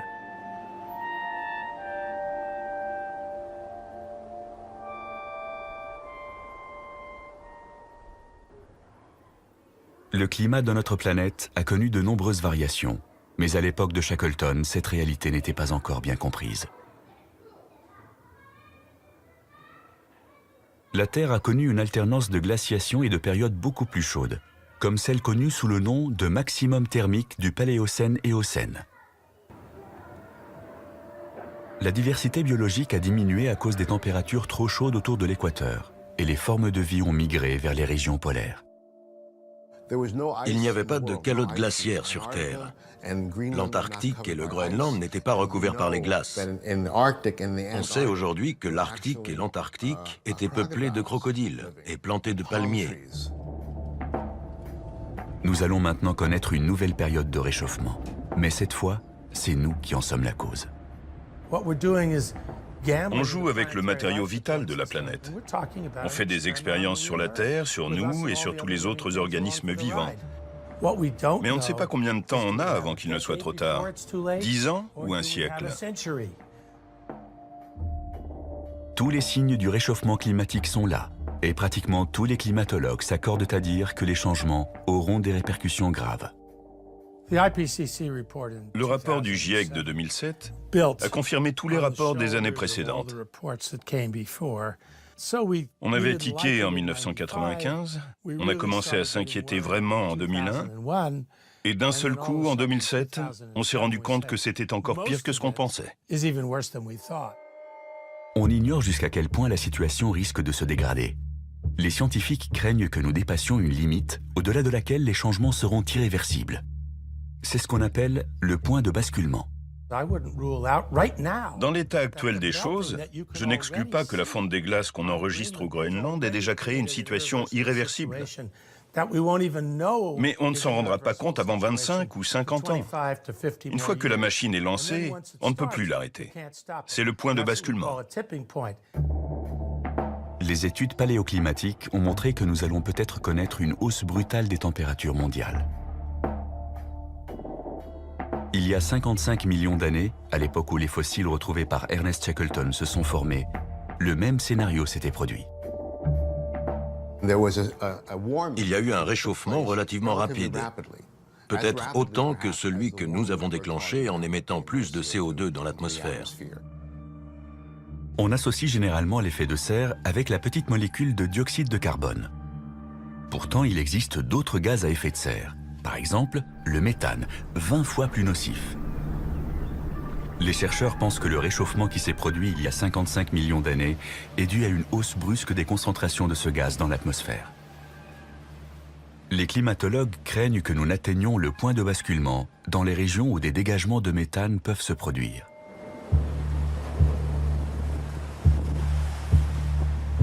Les plus grandes réserves de méthane naturel se trouvent dans le sous-sol de la toundra sibérienne et le pergélisol sous-marin de la mer de Sibérie orientale. C'est également cette zone qui connaît actuellement l'augmentation de température la plus notable.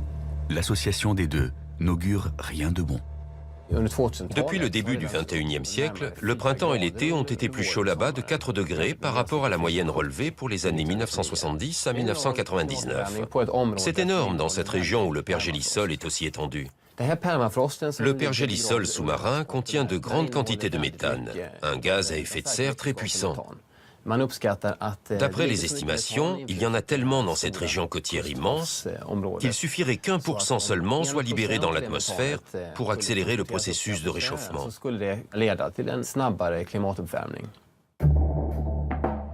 Örjan Gustafsson a pris part récemment à une expédition dans la mer de Sibérie orientale.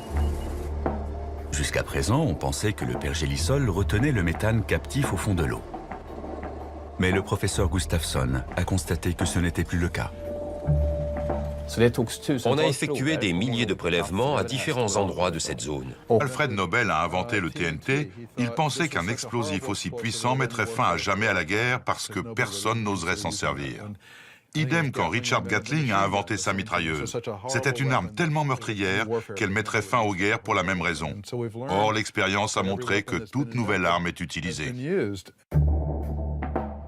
Les armes futures feront peut-être appel à une science de l'invisible. La nanotechnologie consiste à manipuler la matière au niveau atomique et moléculaire. Travailler dans le monde de l'infiniment petit permet d'améliorer la solidité, la durabilité et l'élasticité des choses. Cela permet aussi de lutter plus facilement contre les maladies et les problèmes environnementaux. C'est une technologie extrêmement puissante, dont les applications pourront être aussi bien bénéfiques que néfastes. De fait, la nanotechnologie a un côté obscur. On parle déjà de créer des nano-armes. Dans le domaine militaire, les applications sont innombrables. Exemple des armes qu'on pourrait mettre au point, des engins volants autonomes ou semi-autonomes de la taille d'un moustique, capables de tuer un individu qui ne serait pas protégé. On pourrait imaginer une sorte de boîte qui contiendrait des mini-robots programmés pour repérer les êtres humains et leur injecter un poison. Il vous pique et terminé. Un prototype de ce genre existe déjà. Les machines volantes autonomes sont de plus en plus petites et intelligentes.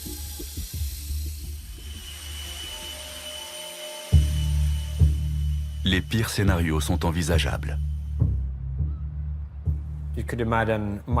On peut aussi imaginer des machines microscopiques qui se comporteraient comme des bactéries.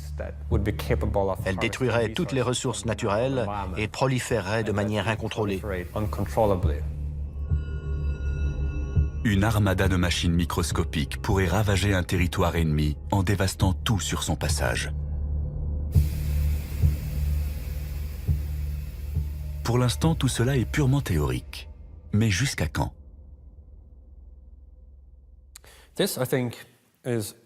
C'est l'un des principaux risques existentiels qui nous menacent. Pour le moment, il est de zéro, car nous ne disposons pas d'armes nanotechnologiques susceptibles de mettre l'humanité en danger. Mais ce sera un risque à l'avenir.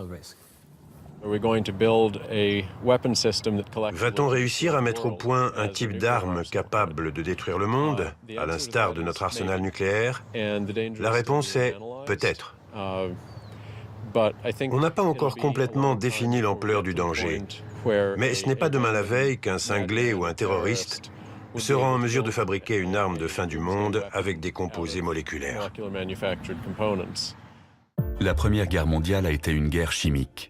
Le gaz lacrymogène, le gaz moutarde et le gaz chloré ont été utilisés massivement sur les champs de bataille en Europe. La Seconde Guerre mondiale a été celle de la bombe atomique. Quelles seront les armes de la Troisième Guerre mondiale? La question reste ouverte. Einstein a dit un jour « Je ne sais pas quelles armes seront utilisées pendant la Troisième Guerre mondiale, mais la quatrième se réglera à coups de pierre et de bâton. » C'est une catégorie qui englobe des risques spécifiques et différents. Armes nucléaires, armes nanotechnologiques, armes qui n'ont pas encore été inventées. Et de fait, la probabilité qu'une guerre déclenche une catastrophe existentielle est assez élevée.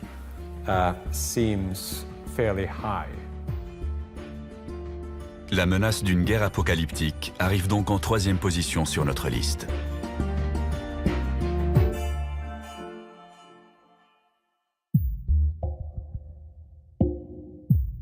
La deuxième place est occupée par un danger qui relève encore du domaine de la science-fiction.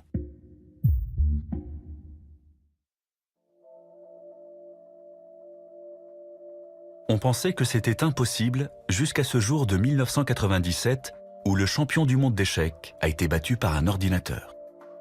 La partie qui a été la plus suivie de l'histoire a été la deuxième du match entre Garry Kasparov et Deep Blue, le 4 mai 1997 à New York. C'est celle qui a été la plus serrée. Au cours de cette deuxième partie, le superordinateur Deep Blue joue un coup qui prend le champion totalement au dépourvu. Pour répliquer, celui-ci prépare alors un piège, certain que l'ordinateur va tomber dedans. Kasparov a utilisé cette variante pour obliger l'ordinateur à prendre son pion. Après avoir étudié le jeu, il s'était dit « Je vais lui proposer un petit œuf de Pâques, il sera content ». Mais la machine ne se comporte pas comme ses adversaires habituels. Après 2 minutes de calcul, Deep Blue joue un coup qui va causer la perte du champion. Au 37e coup, l'ordinateur refuse. « Non merci, je n'ai pas faim pour l'instant, je le garde pour plus tard ». Il n'a pas l'intention de manger rapidement toutes les pièces de son adversaire. Au lieu de ça, il opte pour une stratégie à long terme. Le coup 37 est complètement inattendu. Plus tard, Kasparov dira que la machine semblait avoir fait preuve d'intelligence humaine.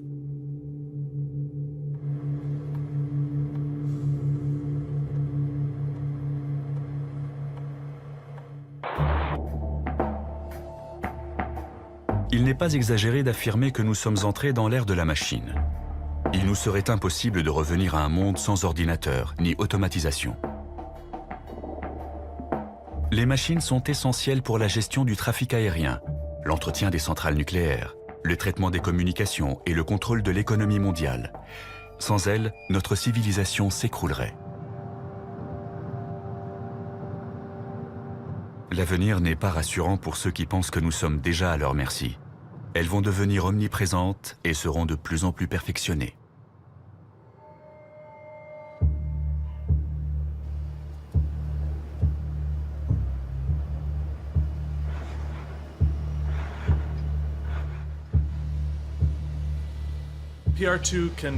PR2, c'est ouvrir une porte, brancher une prise, prendre une boisson dans le réfrigérateur et plier des serviettes. On peut lui faire plein de choses. Dans la Silicon Valley, Willow Garage met au point les appareils ménagers de demain.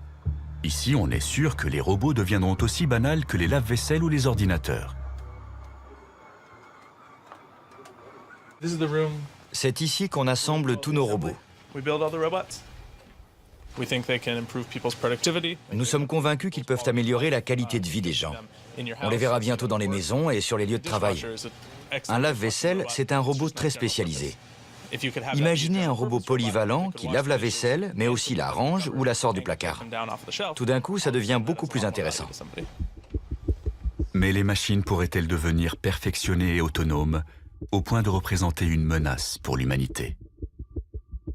Pourrait-elle un jour se retourner contre nous, comme on le voit dans les romans et les films de science-fiction? Aujourd'hui, les robots en sont encore au premier balbutiement. Ils ont tout juste appris à marcher, mais on devine déjà de quoi ils seront capables à l'avenir. On les imagine aisément manipulant une arme, et plus seulement une boisson ou un ballon.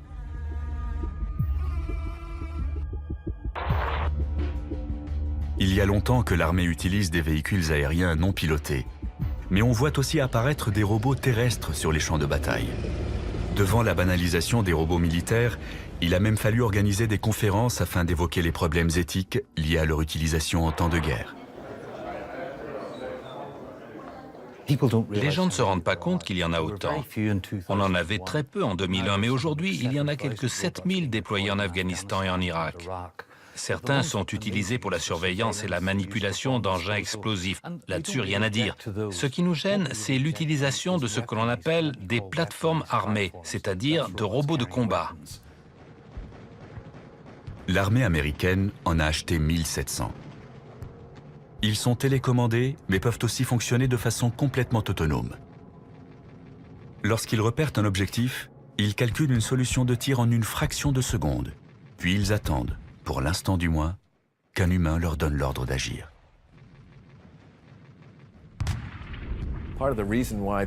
Ces systèmes sont autonomes. On s'est aperçu, contrairement à ce qu'on pensait avant, que le méthane s'échappait du sous-sol sur près de la moitié de ce territoire. La quantité de méthane émise dans l'atmosphère équivaut à 8 millions de tonnes chaque année. Personne ne peut dire à quel moment le point de basculement sera franchi, ce qui libérera des quantités phénoménales. Tout dépend de notre capacité à réduire nos émissions de gaz à effet de serre. Avant la révolution industrielle, il y a 150 ans, le taux de dioxyde de carbone dans l'atmosphère était de 270 parties par million. Aujourd'hui, il est de 390 ppm, soit une augmentation de près de 50%. Les émissions de CO2 n'ont cessé de croître. Si on continue à ce rythme, on atteindra certainement un taux de 800 à 1000 ppm à la fin de ce siècle. Je n'hésite pas à le dire, ce serait une catastrophe. Steven Schneider est un des principaux experts du panel des Nations Unies sur le climat. Il a tenté de savoir comment notre planète réagirait dans un tel cas. Avec un taux de 1000 ppm, le réchauffement serait de plus de 4 degrés, peut-être même 6 ou 8. Il y aurait une déglaciation au Groenland, avec une montée du niveau des mers de 5 à 10 mètres, des ouragans plus fréquents et des super incendies. Jusqu'à 40% des espèces pourraient disparaître. L'Europe serait en proie aux inondations monstres. Ciao Venise. Et tout le monde se dirait qu'est-ce qu'on a fait? Mais ce réchauffement rendrait-il la planète inhabitable, au point de provoquer la disparition de l'espèce humaine? Je fais partie des moins pessimistes. Certains collègues pensent qu'en effet, ce scénario catastrophe entraînerait l'extinction de l'humanité. Selon eux, le réchauffement déclencherait la libération de tout le méthane contenu dans la toundra et sous la mer. Au lieu d'être de 1000 ppm, le taux de ce gaz atteindrait le double. Confrontés à une crise grave, nous serons peut-être forcés de recourir à des mesures extrêmes. L'idée serait de modifier volontairement le climat de la Terre. Par exemple, en injectant de la suie dans l'atmosphère ou en mettant sur orbite des miroirs qui intercepteraient une partie de la lumière du Soleil. C'est ce que l'on appelle la géo-ingénierie. Cela consiste à mettre en œuvre des techniques qui empêcheraient la planète de se réchauffer. Une sorte de solution de repli au cas où nous serions incapables de réduire nos émissions de CO2. Mais beaucoup de spécialistes redoutent que ça ne fasse qu'empirer les choses. Les projets de la géo-ingénierie ne sont pas sans danger. On sait très bien que quand l'homme commence à bidouiller des systèmes complexes qu'il ne comprend pas très bien, il y a forcément des effets secondaires. Que faire si on ne peut pas déterminer quels seront exactement les effets secondaires engendrés? Il y a un risque pour que le remède soit pire que le mal. C'est une expérience très dangereuse. Il est peu probable que l'homme provoque un jour une catastrophe climatique telle qu'elle rende la planète inhabitable. Mais dans le pire des cas, nous serons peut-être obligés de faire comme la faune et la flore il y a 55 millions d'années. Migrer vers l'Antarctique, libérer des glaces.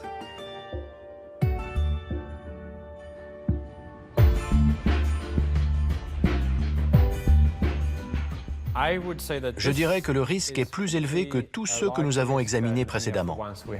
L'impact d'un astéroïde, l'éruption d'un supervolcan, voire les expérimentations risquées. C'est pourquoi la menace d'une catastrophe climatique est classée 4e sur notre liste.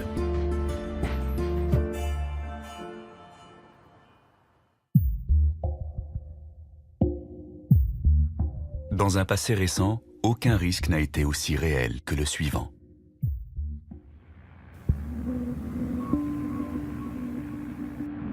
Octobre 1961. Un bombardier Tupolev fait route vers l'océan Arctique. Le commandant Andrei Donovtsev a été chargé de procéder à un essai nucléaire qui restera dans les annales. Il doit larguer la Tsar Bomba, la bombe la plus puissante jamais mise au point de l'histoire de l'humanité. « 50 mégatonnes, l'équivalent de 3000 fois celle d'Hiroshima.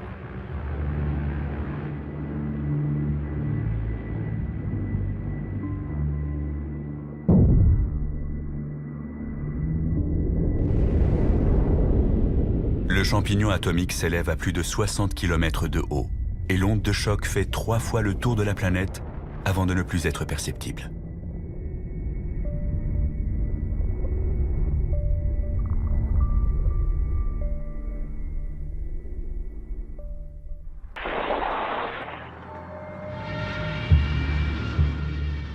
Cet essai a lieu au plus fort de la guerre froide, 6 mois après l'affaire de la baie des Cochons et 1 an avant la crise des missiles à Cuba. Des événements qui auraient pu déboucher sur une 3e guerre mondiale. Dans les années 1970, il y avait plus de 70 000 armes nucléaires dans le monde. Aujourd'hui, cet arsenal est sensiblement plus modeste, mais il reste encore des milliers de missiles américains et russes. Il suffirait d'appuyer sur un bouton pour déclencher l'apocalypse. Ce point représente la puissance explosive cumulée de toutes les bombes larguées pendant la Seconde Guerre mondiale, entre 2 et 3 mégatonnes et 15 millions de victimes. Tout le reste, c'est la puissance explosive de l'ensemble de l'arsenal nucléaire aujourd'hui.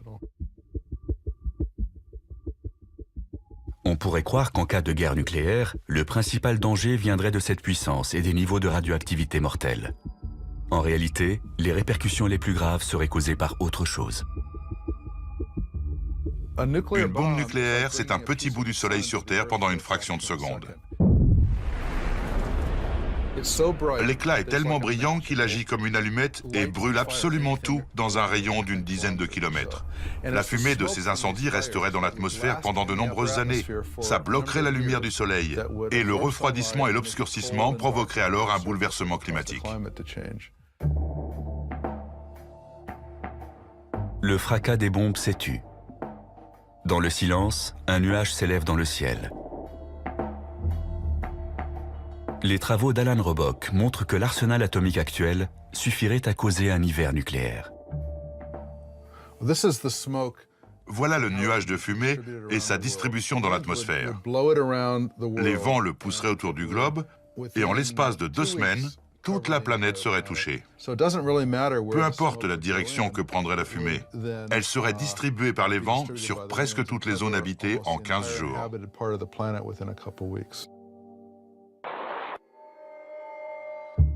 D'après cette simulation, les températures resteraient négatives même pendant les mois d'été.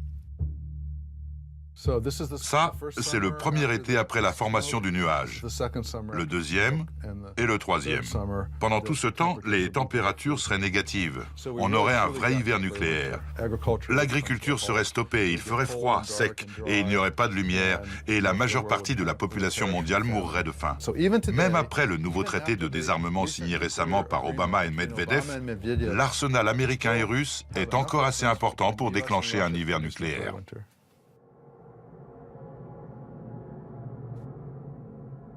La guerre froide a pris fin au début des années 1990 et la situation politique est nettement moins tendue. Mais on ne peut pas pour autant écarter l'éventualité d'un nouveau conflit.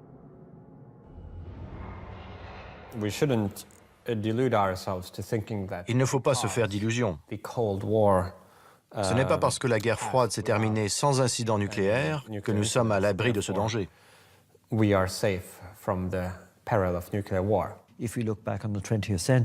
Voyez comment la situation géopolitique a changé au XXe siècle.